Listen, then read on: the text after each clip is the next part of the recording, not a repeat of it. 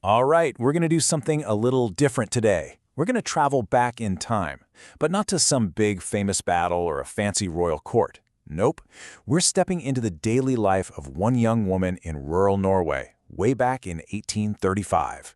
We're going to piece together her world, a world that's going to feel both completely alien and, in some ways, incredibly familiar. So, let's dive in. You know, this quote just says it all, doesn't it? It perfectly captures the person at the heart of our story. It's that feeling, that universal feeling of being right on the edge of adulthood. And it's that feeling that connects us to her, right, across almost 200 years. So let's meet our guide. Her name is Brita Olsdatter. In the year 1835, she's 16 years old, and her entire life is pretty much defined by two things: her family and her home, which is a small farm tucked away in the incredible landscape of Norway's Voss Valley. We're going to follow her through one single pivotal year, a year that she was absolutely sure would set the pattern for the rest of her life. Okay, first thing you notice? Just how crowded this house was. I mean, think about it. Brita was the oldest of 6 kids, all of them sharing a tiny loft with her sisters. And being the eldest, well, that came with a ton of responsibility. She was basically her mother's right hand, helping run a household that was always busy, always full, and had to be completely self-sufficient. And this right here, this was her entire world. You can almost feel how contained it was, right? The farm, the lakes, and these massive, incredible mountains that just shot up like the walls of a giant bowl. This was a life lived in a deep, deep connection with the land, but you have to imagine it was also a life of profound isolation. So what was a day in the life like for Brita? Well, her life wasn't measured by a clock or a calendar like ours. It was all about the seasons. The family's entire existence, everything they did, was dictated by this relentless cycle of work that changed with the light and the weather, and it created a life of really sharp contrasts. Her life was really a tale of two different worlds. Inside that farmhouse, the work was just endless. Cooking, cleaning, mending, it never, ever stopped.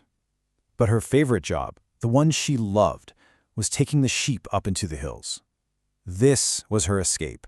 It gave her a few hours of freedom, some quiet, and a literal change of perspective from the cramped, demanding life down in the valley. And it was up there, in the hills, often with her sister Åsa, that she actually had a moment to breathe, to think.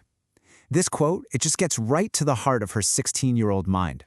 She's looking at her future, but she can only imagine what she already knows. And marriage, the only path she sees, just seems like trading one busy household for another.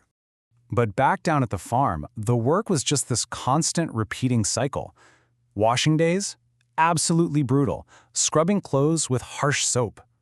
Cooking was an all-day job over an open fire. And the evenings? They were spent huddled by the firelight, painstakingly spinning wool into thread and then weaving that thread into the cloth that their family absolutely needed to survive. The only real break from all this? Sunday. That 5-mile walk to church wasn't just about religion, it was basically the 1835 version of social media. It was where you got the news, where you saw other young people, and it's where you'd hear these whispers of a world beyond the valley, including the first little mentions of a faraway place called America, which probably sounded more like a fairy tale than a real place. All right, so after that short, frantic burst of summer, everything shifted. The focus turned to one thing and one thing only: survival. The harvest had to be brought in, everything had to be preserved, and the entire community just braced itself for the toughest time of year, the long, dark, isolating Scandinavian winter. And in winter, man, the world just closed in. It shrank down to just the 4 walls of that farmhouse.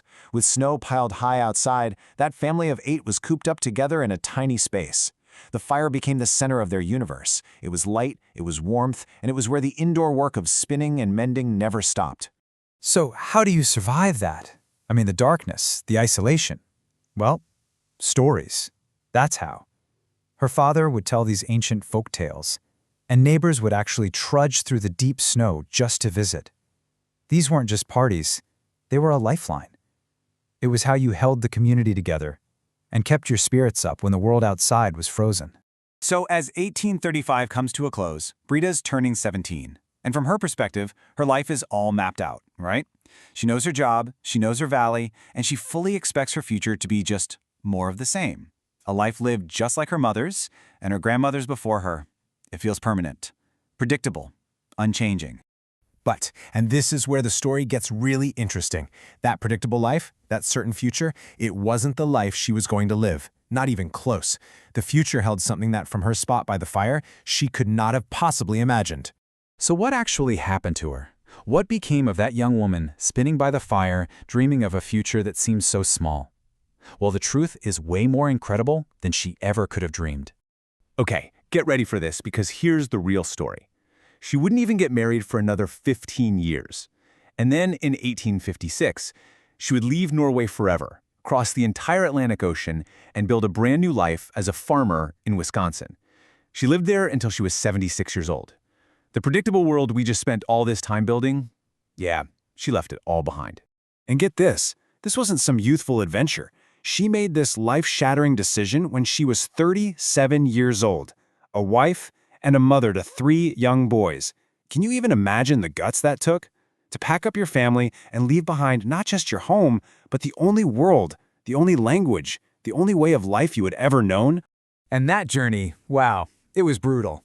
3 weeks on a rocking, crowded sailing ship to cross the Atlantic, all while trying to care for her 3 little kids. 3 weeks that represented a final, irreversible break from her old life. Every single day on that ship took her farther from everything she knew and closer to a future that was a complete mystery. So her family literally became this bridge between 2 worlds. Of the 5 children she would have in total, 3 were born in Norway, and 2 were born in America. She raised a family that carried the old country with them while they built a completely new future. This number, for me, is just mind-blowing. From that moment we saw her at 16, sitting by the fire, she had another 56 years ahead of her. She lived a whole other lifetime, a life that was longer and more dramatic than she could have ever conceived. A life that would see the invention of the telephone, the end of the Civil War, and the dawn of a whole new century. You see, Brita's story wasn't just her story. She was part of something huge. She was right on the leading edge of this massive wave of emigration that would change Norway forever. That ancient, stable world that she grew up in, it was already starting to disappear, and she was one of the first to leave. And that really leaves us with a big question, doesn't it? Brita's story is such a powerful reminder that behind every single name in our own family trees, there's a life full of incredible choices and transformations. It really makes you wonder, what quiet farms or bustling cities did our own ancestors leave behind? What unbelievable journeys did they take that led step by agonizing step all the way to us?